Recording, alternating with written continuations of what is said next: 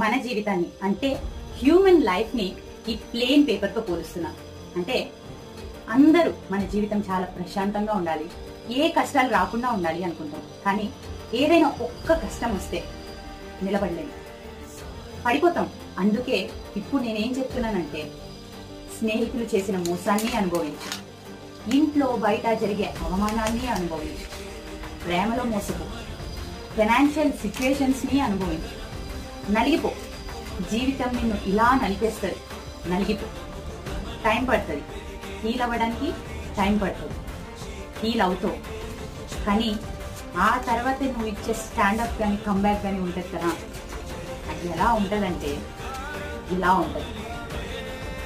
నువ్వు ఎంత పడాలన్నా పడిపో, నీకు తెలియనంతగా స్ట్రాంగ్ అవుతావు.